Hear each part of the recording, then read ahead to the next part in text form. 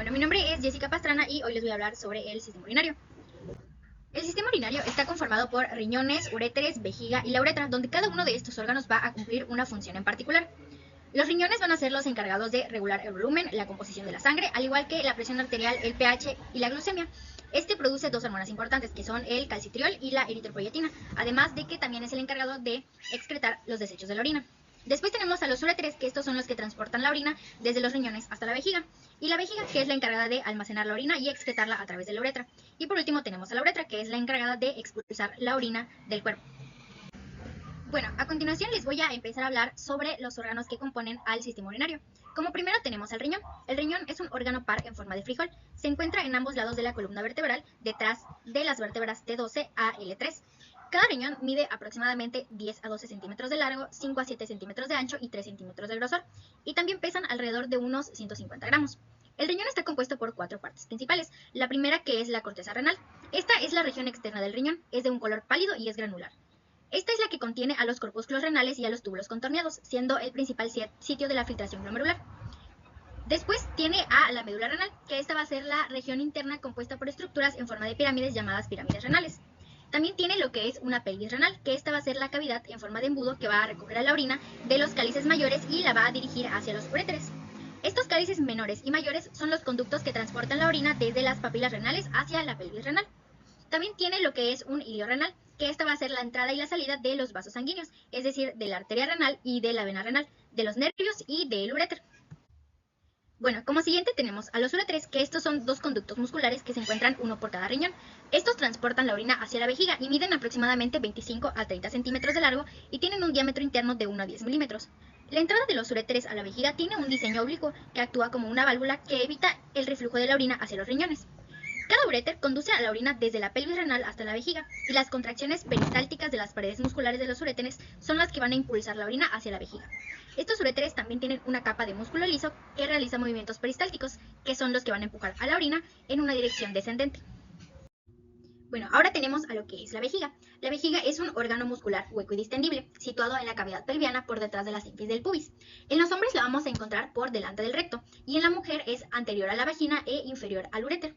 También cuenta con 4 partes principales: el fondo, que es la parte inferior de la vejiga; el cuerpo, que es la región principal donde se va a almacenar la orina; el trígono, que es el área triangular en el fondo de la vejiga, y está delimitada por los orificios uretrales y el orificio uretral interno. También tenemos al cuello vesical, que es la región que conecta la vejiga con la uretra. Los pliegues peritoneales son los que van a mantener a la vejiga en su posición, y esta, cuando se distiende un poco por la acumulación de la orina, va a adoptar una forma esférica, y a medida que el volumen de la orina aumenta, va a tomar una forma de pera y va a ascender a la cavidad abdominal. La capacidad de la vejiga oscila aproximadamente entre los 700 y los 800 mililitros, y su función principal es el almacenamiento que acumula a la orina de forma temporaria, hasta que el individuo pueda eliminarla del organismo. La pared de la vejiga está compuesta por un músculo destrusor, que este se contrae durante la micción para expulsar a la orina. Y la micción se va a producir cuando se contrae la pared de la vejiga y se relajan los esfínteres. Esto se produce debido a la combinación de las contracciones musculares voluntarias e involuntarias. Y cuando el volumen de orina en la vejiga excede los 200 a 400 mililitros, la presión en su interior va a aumentar de forma considerable, y los receptores de estiramiento en la pared van a transmitir impulsos nerviosos hacia la médula espinal.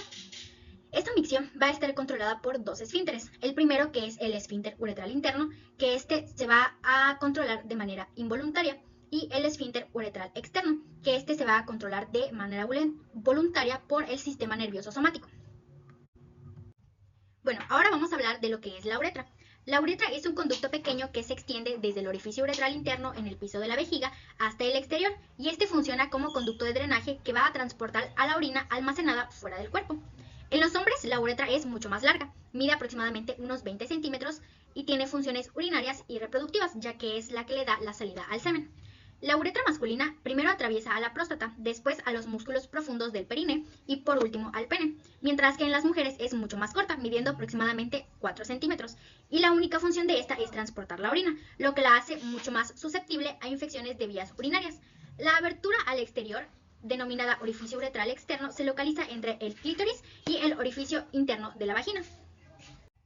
Como siguiente, ahora vamos a hablar un poco de lo que es la nefrona. Bueno, ahora hablando de la nefrona, tenemos que la nefrona es la unidad funcional y estructural del riñón.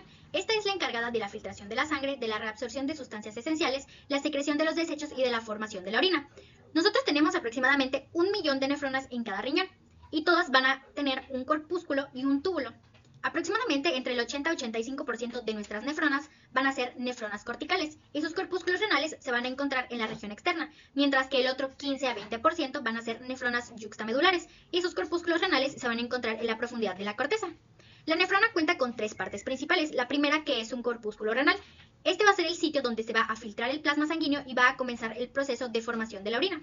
Este corpúsculo renal se va a componer por un glomérulo, que es una red capilar especializada con paredes porosas que va a permitir la filtración del agua, de solutos y de pequeñas moléculas del plasma. Una cápsula de Bowman, que va a ser una bolsa epitelial en forma de copa con una pared doble que va a rodear a los capilares glomerulares y va a recoger el líquido filtrado. Este líquido filtrado va a ser llamado filtrado glomerular.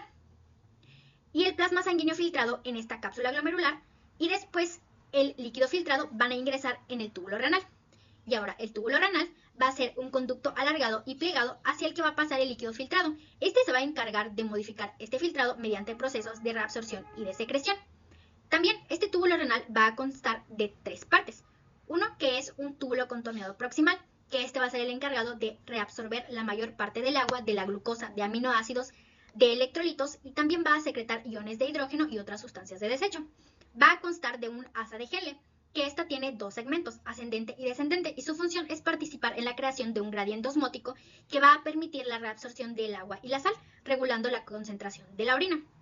También va a constar de un túbulo contorneado distal, que este va a realizar una regulación fina del contenido filtrado, especialmente en respuesta a hormonas como aldosterona y la hormona antidiurética.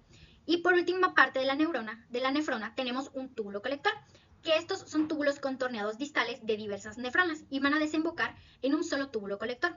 Este va a ser el encargado de recoger el filtrado de varias nefronas, como la aldosterona y la hormona antidiurética.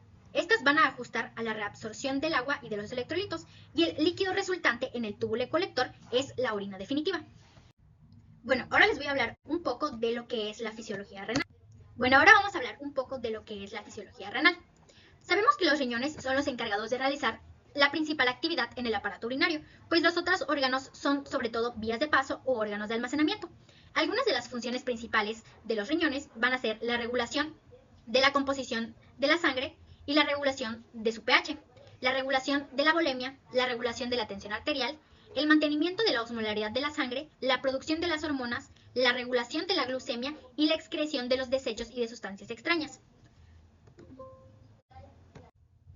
En las funciones fisiológicas del riñón tenemos que cumple 4 funciones principales. La primera, que es la filtración glomerular, donde el agua y la mayor parte de los solutos del plasma van a atravesar la pared de los capilares glomerulares, donde se van a filtrar e ingresar en la cápsula de Bowman y después en el túbulo renal. Aproximadamente 180 litros de plasma son filtrados diariamente a través del glomérulo hacia la cápsula de Bowman, pero solamente 1 a 2 litros se van a excretar como orina. El segundo paso es la reabsorción tubular, que es donde la mayoría del filtrado glomerular es reabsorbido en el túbulo contorneado proximal, donde los nutrientes como la glucosa, los aminoácidos, los iones de agua van a ser devueltos a la sangre. Y el asa de Henle va a reabsorber el agua en la rama descendente, mientras que los iones de sodio y de cloruro se van a reabsorber en la rama ascendente, creando así lo que es un gradiente osmótico. Mientras que en el tubo distal y en el colector, la reabsorción se va a regular por la aldosterona, que es una hormona que aumenta la reabsorción del sodio y la secreción del potasio, y la hormona antidiurética, que esta va a promover la reabsorción del agua y el concentrado en la orina. Como tercer paso tenemos a la secreción tubular, que esta va a ser la transferencia de sustancias desde la sangre y las células tubulares hacia el filtrado glomerular. Algunas de las sustancias como iones de hidrógeno, de potasio, de amonio, creatinina y fármacos van a ser secretados desde los capilares hacia el túbulo renal para ser eliminados. Este proceso va a ayudar a regular el pH sanguíneo y a deshacerse de compuestos que puedan resultar tóxicos. Y por último paso tenemos a lo que es la excreción urinaria, donde el líquido procesado va a fluir hacia los túbulos colectores, después a los cálices menores y mayores del riñón, para finalmente pasar al sistema excretor.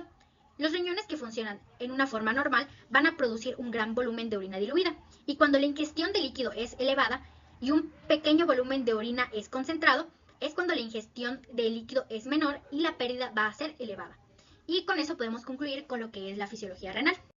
Y por mi parte, eso sería todo sobre este tema que es el sistema urinario, la composición de la nefrona y la fisiología del riñón.